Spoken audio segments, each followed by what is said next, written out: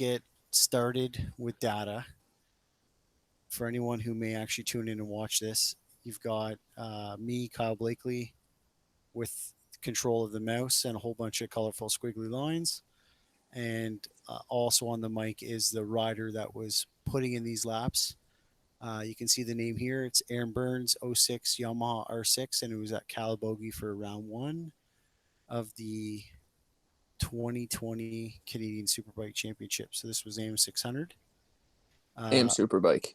my apologies. My apologies. AM Superbike. We did not run AM Super or AM 600 just because of the truncated schedule. So first thing I put together just from looking at info. Oh, there we go. Minimize is a channels report. So this just lets you start off right off the bat, and I could add as many more things as I want to look at. If your GPS unit or if your AIM Solo 2 was a Solo 2 DL or something connected to the bike, and you wanted to make sure that it wasn't overheating or that the battery, the alternator was charging, you could click on add and then choose any other one of these channels that the car or that your data logger is recording and add it. So like if I wanted to uh, cornering G's, and if say I wanted to go and add minimum and maximum, I could click OK, and then that gets added in. So minimum cornering G's is kind of useless info. It's always zero. That's where there's, so we can just go back, click on just to clean it up, make it look nicer. Where's corner G?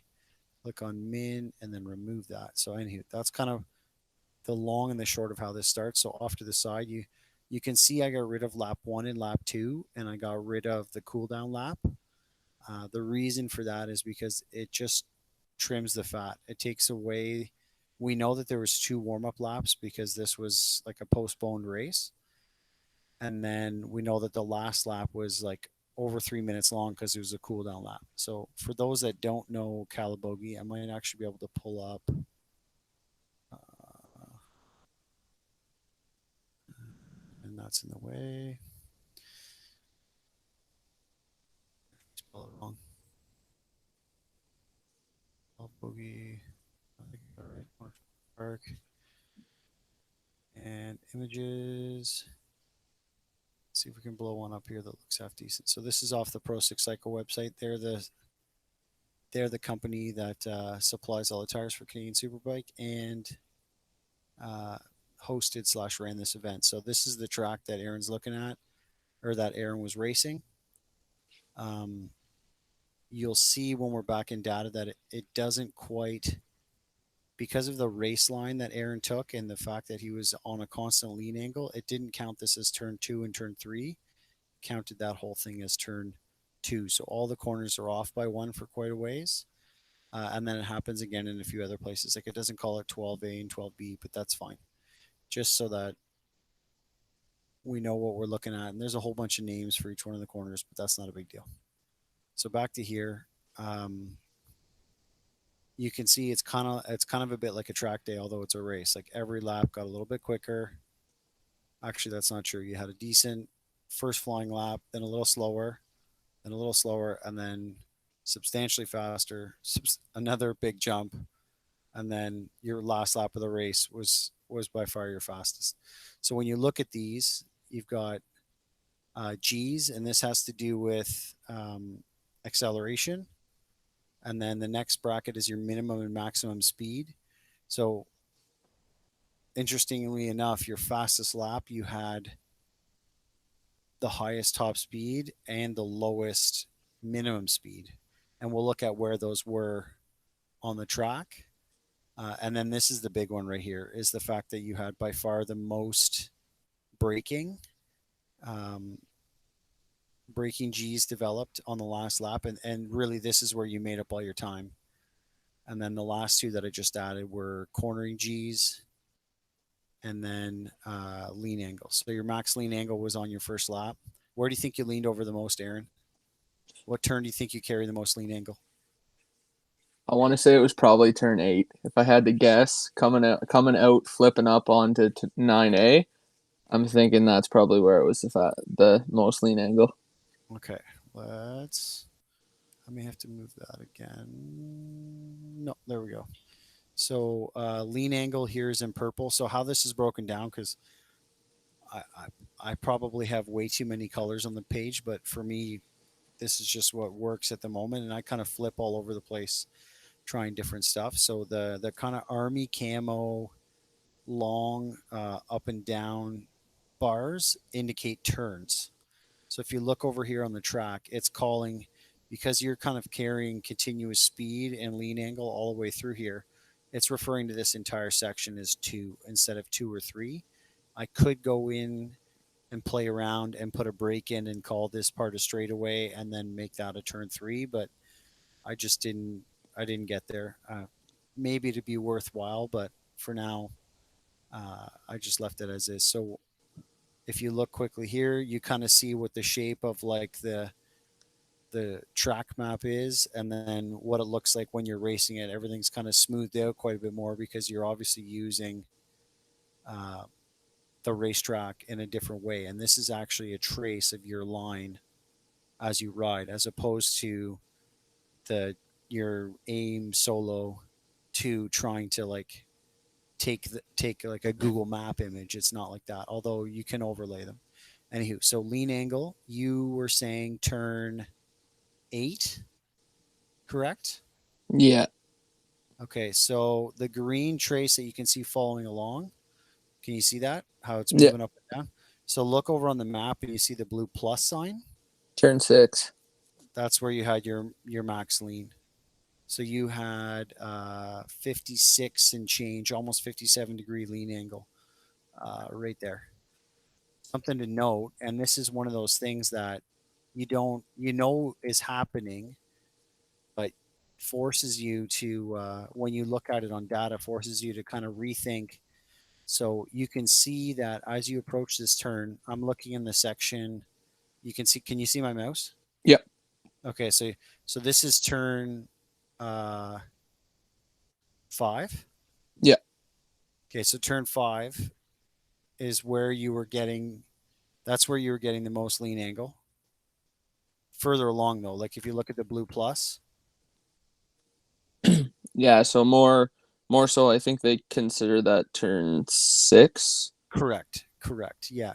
So once again, it's just where it's blending it into two spots. Yeah, So coming out of that bowl and up the hill back towards temptation, correct? that is correct.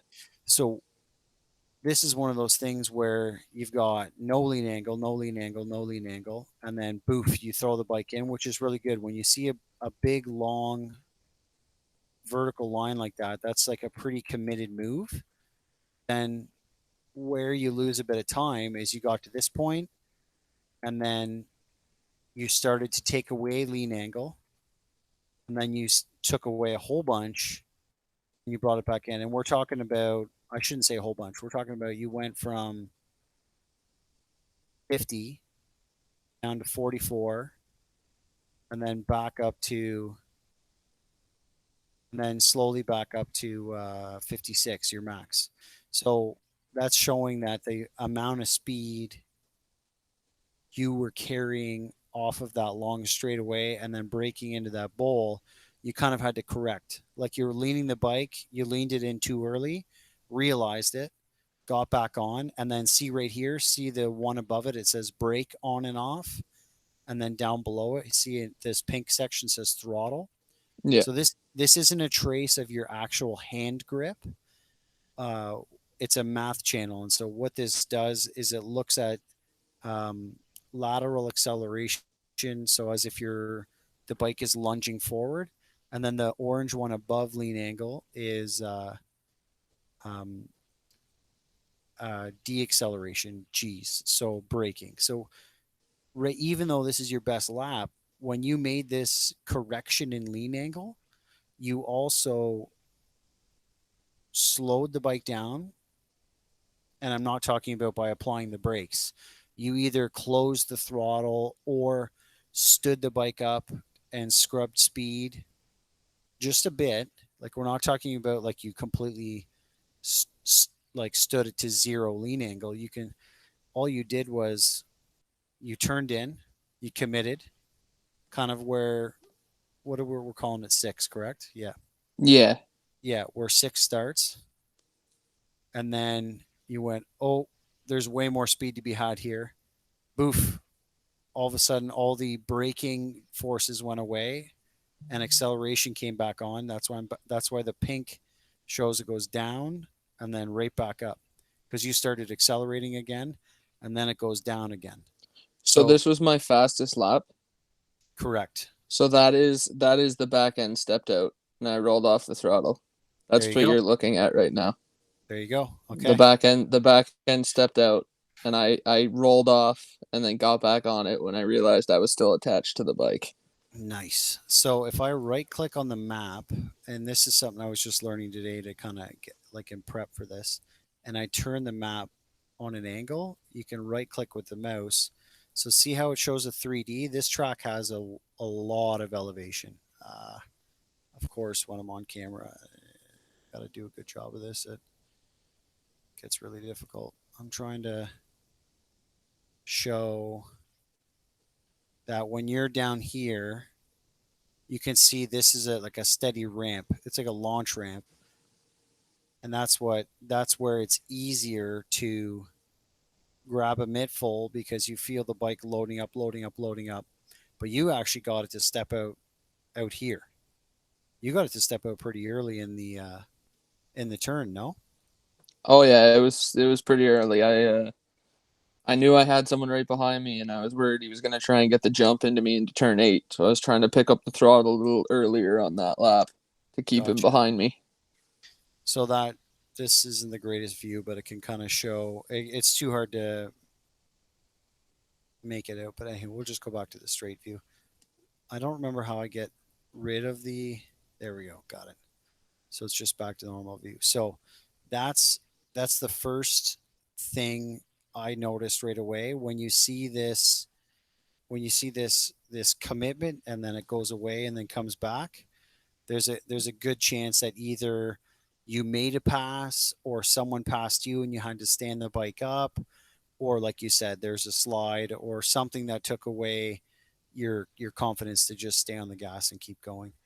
I think it also yeah, so it also happened technically in two, but actually quite a bit. But when we look at this, you we know that two and three are they're pretty far apart.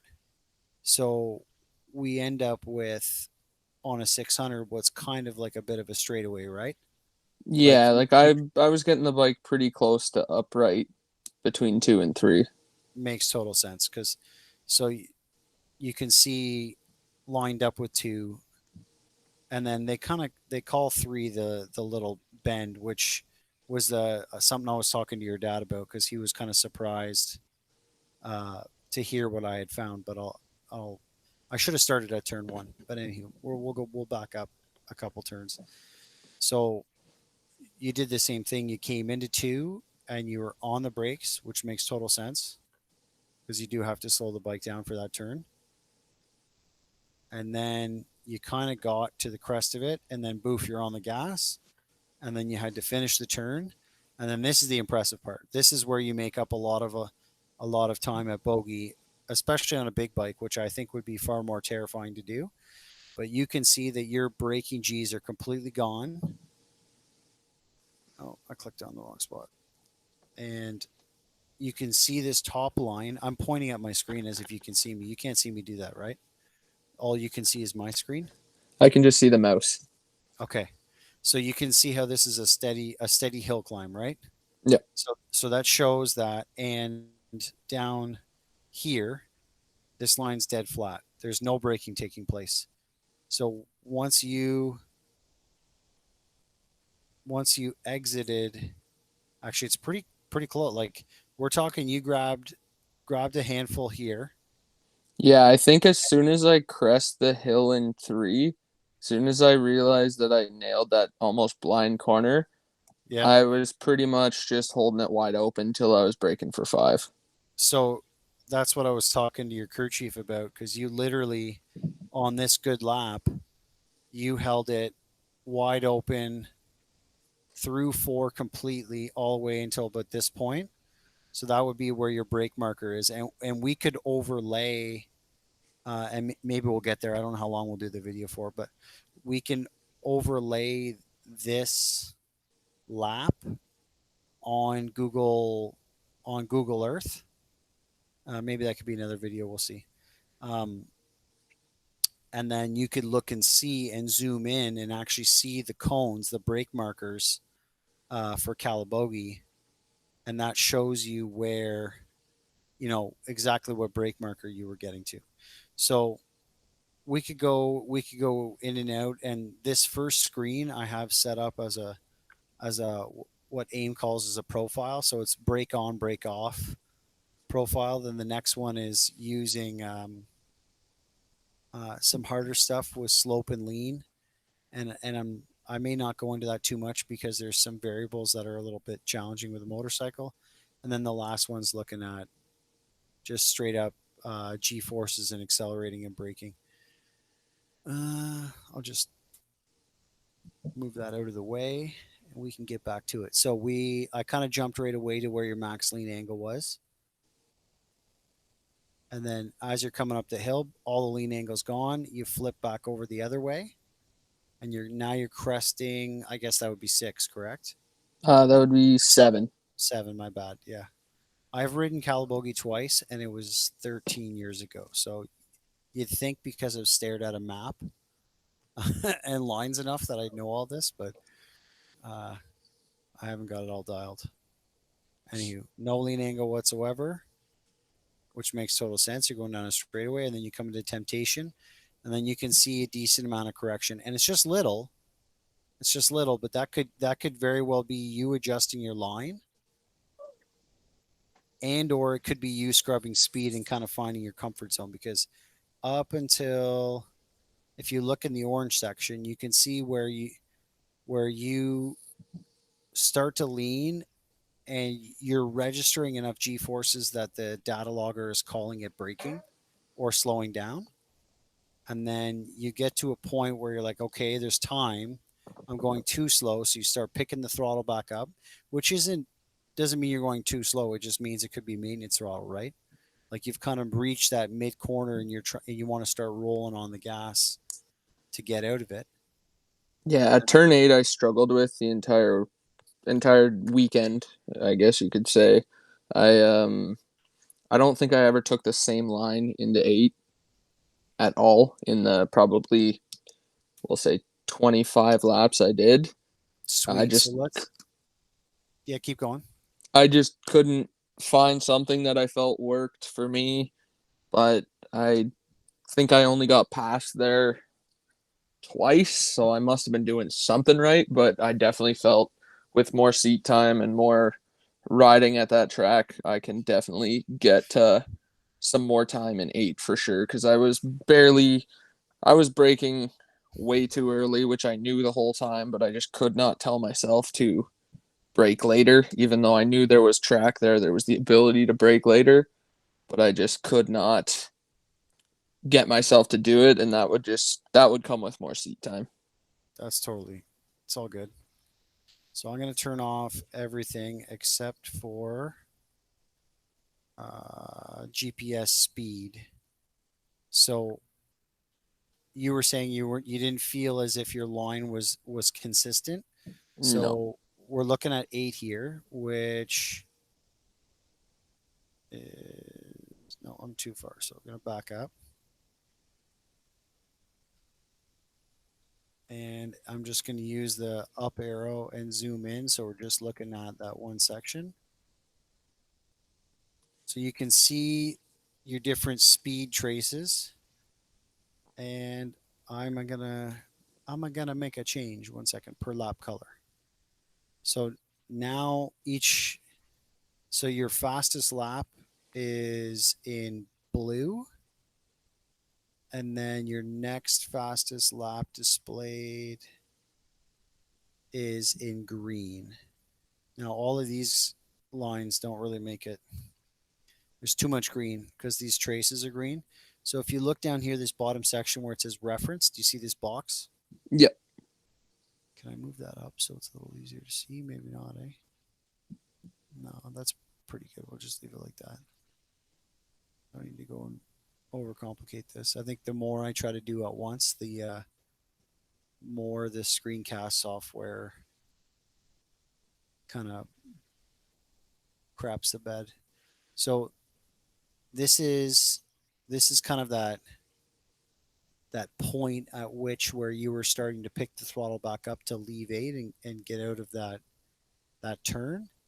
And we can normally zoom in, and you were commenting that you didn't really think you were coming through here that consistent. So just for fun, these points all show where you're in the same similar spot for each lap. And if you look down here at this scale bar, it's 1.8 meters. So 2 meters is 6 feet, right? We're doing the COVID thing. So if you consider that space, you do have quite a bit of variance, but I mean, I don't know if I would call that a crazy amount. Your blue line is your fastest. So your whoa, I wrecked that. Let me bring it back. Your blue line is completely wider than every other line. See how you're on the outside of all your other race lines? You Yeah, see and what I mean? going wide into eight to get a tight exit line is Correct. so I bet I probably that blue And then line watch, probably watch. Yep, crosses. all of Yeah, them. And then it's yeah. tighter. And then exactly. So that's where this stuff is amazing. You look at every single lap on the track, or in the race, and you can see like at this point, this is like the classic go kart scenario: slow in, fast out. Look, 80, 85, 87, 82, 84, 81 kilometers an hour, 79. That's almost 10 kilometers an hour slower. Can I zoom out? I may just give me a second. I went the wrong way. So at that point, mid corner in Temptation, you're at your slowest speed of the entire race. But because you were out wide, out wide, out wide, and came back tighter, you probably had. Faster run into 9 and 10. And then, yeah, then look where you crest the hill, you've gained all that time back. So you're 163 kilometers an hour faster. So the moral of the story with this lap time gain is that these fast corners are way more important, right? Where Yeah. you can pick up more of that time, and then once again you can see there's a different line choice. You've been, your pink line is a little bit tighter, and then all the way through. Anywho, zoom out. And no, wrong way. Look at it. And we're back to a full lap. There we go. So let's turn off a whole bunch of these laps and keep going forward. This is too much to look at that much at once. I try to keep the amount of information we're looking at fairly minimal, just to make it a little easier to see. All right, so user profiles. We're gonna go and try your Excel decel. All right, so we got GPS speed, acceleration in G's, and then braking in G's. I'm guessing you have a pretty good idea of where you were braking the hardest. Probably turn 5, Yeah. 12, and maybe 14. So definitely your highest was 5. Oh, that's cornering G's, my bad. No, yeah, right here, braking 4.5. So that was where you got to 1.1. Vivian's data, I took all of I don't know, like 5 minutes to look at, and I'll do this kind of again, maybe even with him. I just have to kind of figure out a few more things before I do it. His is ridiculous. Like his braking G's are bonkers. They're way. I know it's a super bike, but they're way higher, and then it just kind of.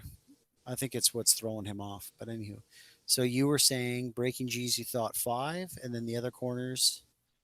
So probably 12 into the hairpin, and then maybe 14.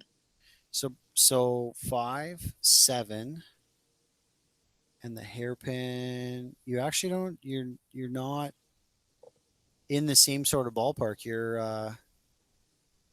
at point 0.7 as opposed to 1.1. So the one major spike is in five, which makes sense. It's a long straightaway, and you're kind of coming into a, I wouldn't call it a tight bowl, but it's snug enough. Um, these little tail offs, that's where you see that you're making the correction. So in five, we already talked about that. You see that the braking G's disappear. You've started accelerating, and then the braking G's build up again But because you're scrubbing more speed. But that's where you said the tire slide was, right? yeah, And then did you have the same thing happen again in Temptation, or is that just from correcting your line? that was just correcting. Okay, so that's cool. That's a spot where you can um, look at trying to smooth things out in the same sort of area. So now this is acceleration, right? Which makes sense. This orange section is all exiting the turn. So you can see that you accelerate a whole bunch. You're coming up, and then over the hill, do you chop or do you just close the throttle a bit? Uh, the quick shifter did not want to operate properly there, so I was actually having to roll off to short shift to fourth coming up the hill. So that's probably what you're seeing there is just the quick short Bah. shift. Okay, and then that's probably your next gear. Yeah, and then How that's many? How many? carrying. Yeah, those would be your. And then this is where it all goes away because you start braking, which makes total sense. Okay, so these very cool. So these little blips are where you're grabbing gears, and if you look at the pink trace, this is constantly climbing, right? So that's where we're building speed, and then boof, you brake for the next turn, that downward slope. So if you look at like higher level, higher end um, riders and bikes for that matter, but just like more experienced guys, the more you get this line to go from tapering smooth to just like boof straight down, you know what I mean? Yeah, um the more you're able to find your lap time. So like Vivian's are like much steeper because he brakes so much harder, but then he's actually outbraking himself because then you see the speed and the acceleration and deacceleration kind of chop. So he's like trying to gather himself in every turn to get the thing back into a decent spot. So the fact that the speed comes up and then down and then dips and then comes back up, ideally you would just get it down and then you get to your next acceleration point and start getting on the gas. But that's way easier said than done. I'm not I can't do that with any of my data. So don't think by any means I'm judging you. I'm just pointing out the little things that you can consider. So that right there, the hairpin as you called it, that's where you were at your slowest speed.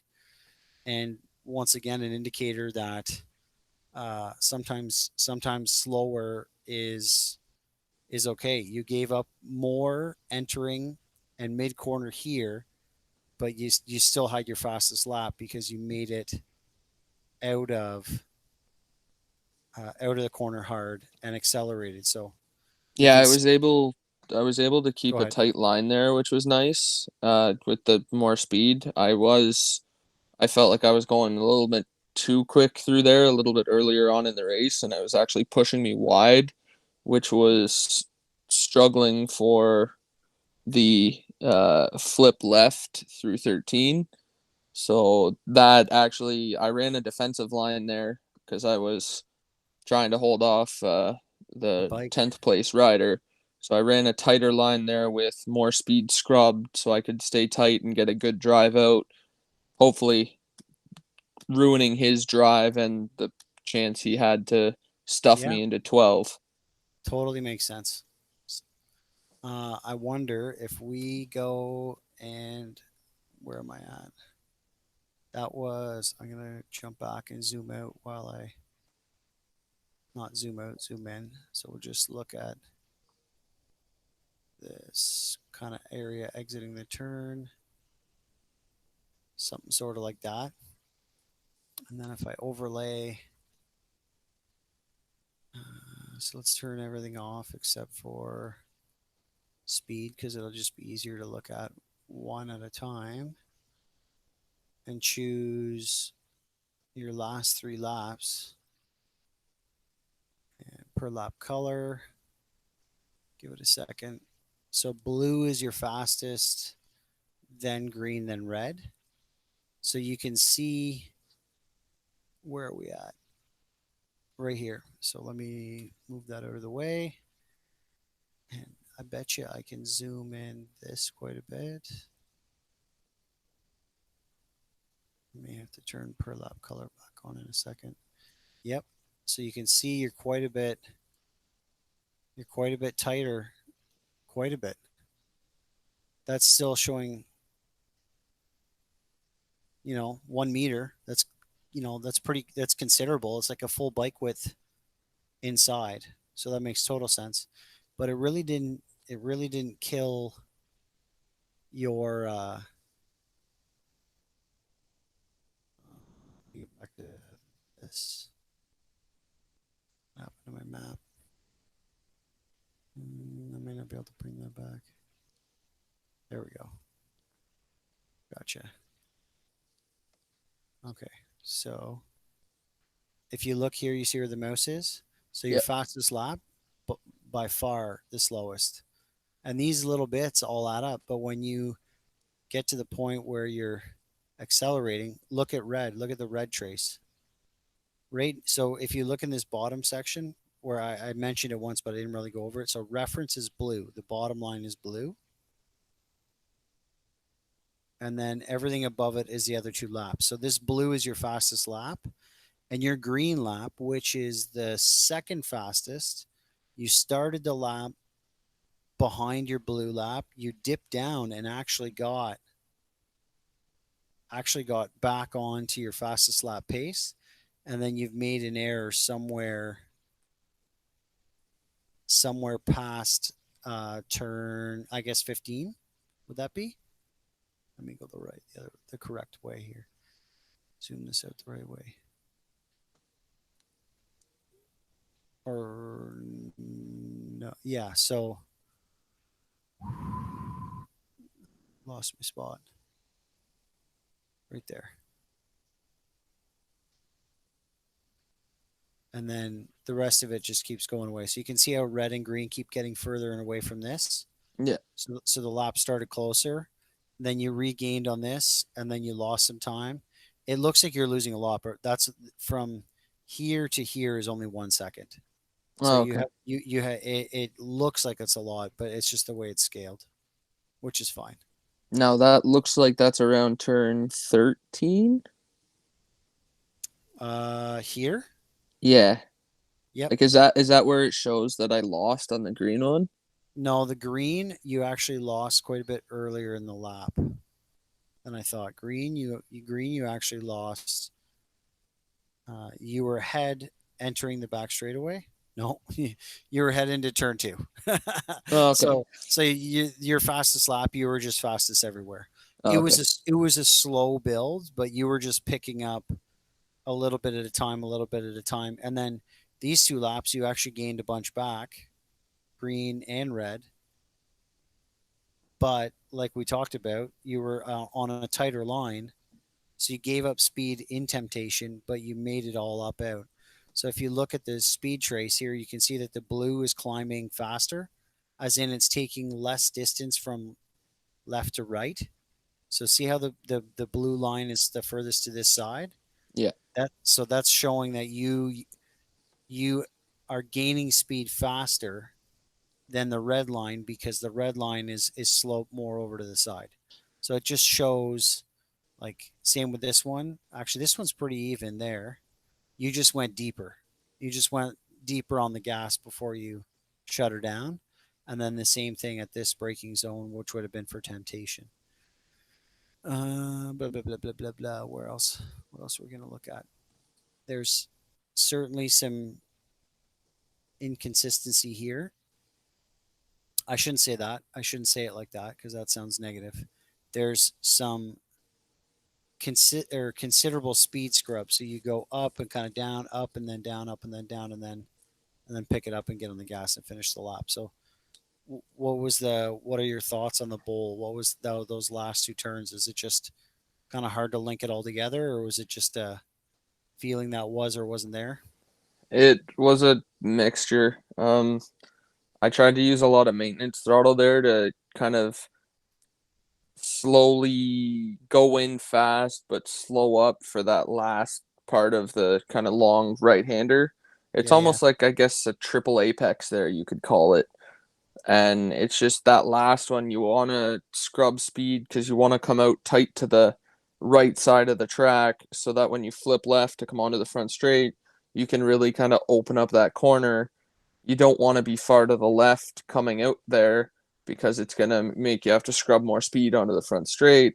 So I was using a lot of maintenance throttle there to try and time it that I was coming out very tight to the inside, staying to the right of the track, so I could throw the bike to the left onto the front straight and really try and pick up the throttle. Racing against the super bikes, I knew the only chance I had was corner speed because an '06 R6 is not pulling on a 2017 ZX10, which I think is who I ended up battling the last two laps with. And cool, he knew he was catching me on the straights, and I knew I had to make up for it in the corners. So I was trying very hard to open everything up and carry as much corner speed as I could because I knew squaring any corner up and just trying to get on the throttle was not gonna lead me in a drag race to the line with a ZX10. nice, totally makes sense. You can see, and once again, way easier said than done. So don't take it as a negative, but that's probably an area of the track where you can pick up for sure pick up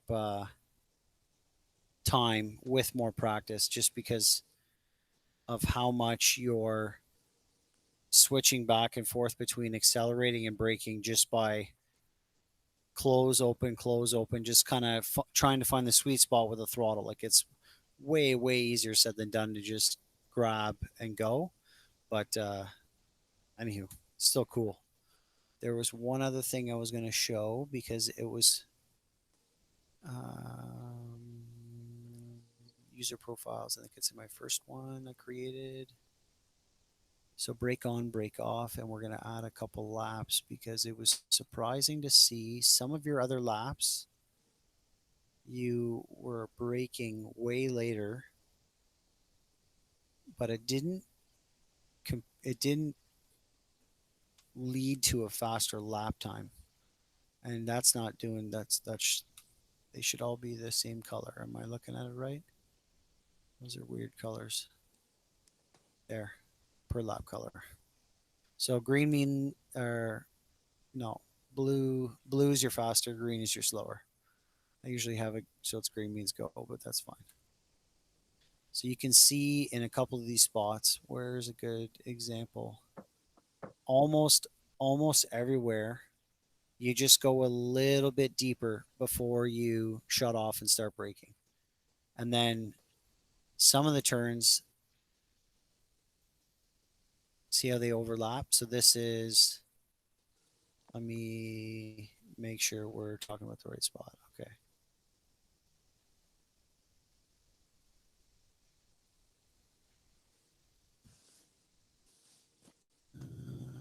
Go. So we should be at the end of the lap, no? Yeah. So where did I really notice it? It was back on this end. Yeah, there. So you can see how much deeper, how much longer. So that's off the back straightaway. That's at 5. Yeah. And then the last thing, if you really want to get nitpicky, this function here is a little bit tricky to do, but I'm kind of working on getting better at it. It's called the delta. You should be able to click points, delta on. It's not letting me do it, of course. And then you can measure the distance. What's going on here?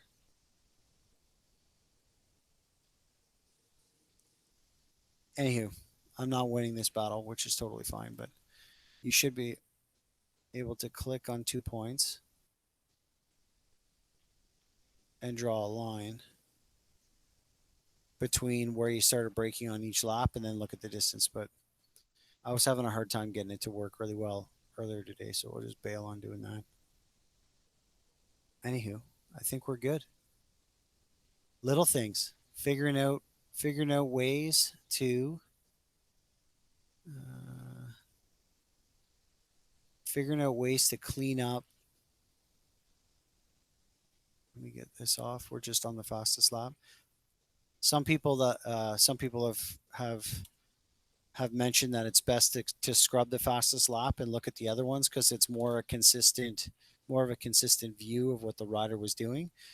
But when you look at your lap times, like you just kept getting faster. So it's hard to assume that dropping your fastest lap is the right way to go about looking at this. I like looking at the fastest lap. It makes me feel better.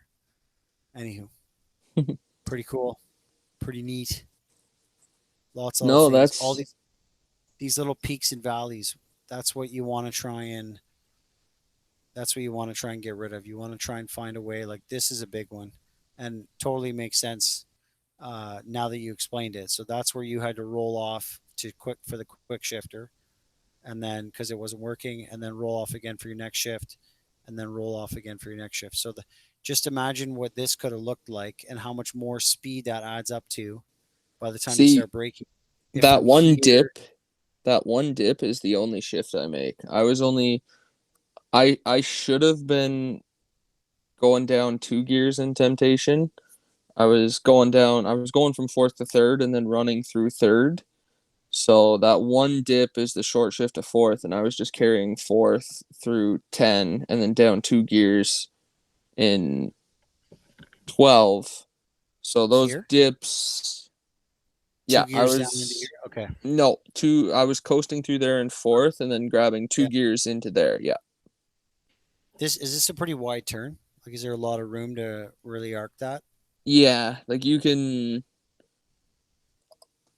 shouldn't have to dip in, stand the bike up and go. You should be able to really find that sweet spot, find the good line and just kind of tip in and carry it the whole way leaned over. Very cool. It's all just things that come with more seat time though. Like I rode for a little bit after the race Sunday morning. I did a couple extra sessions and I found even with the track day guys doing, I think I was running inconsistent 222s. I found time in certain sections that I know would have accounted to quicker times in the race, but it just came down to the experience and just turning laps at that track. So this last section I have to figure out because I don't know if it works quite the way I was hoping. I have to. There's a couple of YouTube videos on it, um, specifically because slope and altitude have to do with the like how much the track changes. But because motorcycles lean over, I and the data logger has to account for going from 0 degrees lean angle to 56 degrees lean angle. I'm not sure how accurate this is, so I won't bother going into it. But the whole point of it was to look at places where the track may actually drift away. You know what I mean? Like where you may actually have the track sloping away from you a little bit. You should be able to look at that and see and figure out why you're having a hard time holding your line and stuff like that. But I have to do um, a little more learning before I know if I'm looking at the information properly. Anywho, and then the last part, which is always the motivator. If you go to lap man, no, that's not it. I went to the wrong spot. I apologize. Split report. This is kind of cool. It's broken down so much that it just is like the first couple times you look at it, it's a bit redonk for the number of um, things you're looking at. But if I minimize it and minimize this and bring it over, let me just shrink this a bit. Try to, anyways. Something like that. Just kind of cram the lap in a bit more. Okay, you see that? It's working okay. Yep. So each one of these sections, see how the color changes? You can actually look at how much time you spent in that section. And then in blue is your fastest sector. So if we scroll through, because this will show us our your theoretical best lap, you've got out of a total of 13 turns. Now, obviously, we know Bogey has more than that, but I didn't break it down. So 13 turns and 1, 2, 3, 4, 5, 6, 7, 8, 9, 10, 11, 12, 13, 14 straightaways. So that's 27 sectors. You have, I got to stop scrolling so that it's easier for you to look at. 1 second. So highlighted here in red is your best lap. So you've got 1, 2, 3, 4, 5, 6, 7, 8, 9, 10, 11.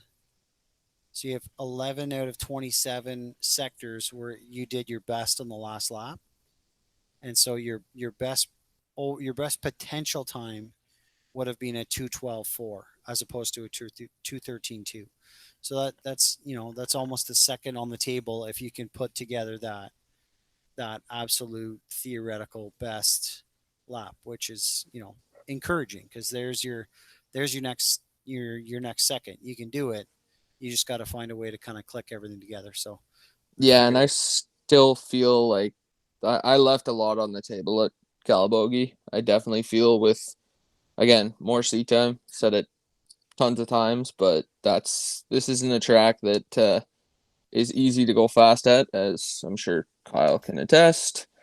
oh It yeah, it takes a lot of time, so like I'm confident that with enough seat time there, enough laps, 2:10s would be attainable. As I know I left a lot in turn 8. I know I left some in turn 5. I oh know I know where I left time for sure, that I think 2:10s can easily be had there. totally. These little blips where we're looking at like adjustment and lean angle, like there's just these little things that add up that work their way towards being a faster lap, but it's good. And even so, 4:8.89, 4:8.9. So the total distance you went on your fastest lap is the longest too. No, 9.6. That's longer. 9.6, 9.7, 9. So you had laps where you went physically a shorter route by via line, race line, and then you had laps where you went longer. But it's how it all works out. Pretty cool stuff. It was oh yeah, it was your highest max speed, 225k before you threw out the boat anchor and got up to 1.1 Gs. You Yeah, know. that was definitely me just waiting, hoping that a ZX10 was not about to go blasting by me. So I'm gonna go unload test and just for fun jump back to where's this is one of my better results at Le Circuit Shannonville. Almost the track that shall not be named, which is super sad, but that's the way it is. So what are we looking at here? So let's go back to um, channels report. So 111.5 was my best. And what did we just say um, Yeah, look at me. Like I'm 0.95. There's still lots of, and look how much less lean angle. Like I do not lean the bike over. I got lots left to work on. Two 210 was my fastest, but not on my fastest lap. But I mean, Bogey and Shanville are very different circuits, but still pretty cool. This needs to be more. My braking forces need to be more everywhere, but that's all good. Anywho, for another day. Okay, dude. Let me close. Where are we at? Close that tab. Here we go. Okay, dude. I'm gonna hit the. I don't know if I just hit cancel and then I'll trim that, or we'll just leave the call and leave it, and hopefully that'll end it, and then I'll download the recording and see how it goes. We'll All we'll right, sounds good. we'll post her up on YouTube and I'll share the link for others to enjoy. Works for me. Cool, dude. Talk to you later. Take care. Bye. Bye.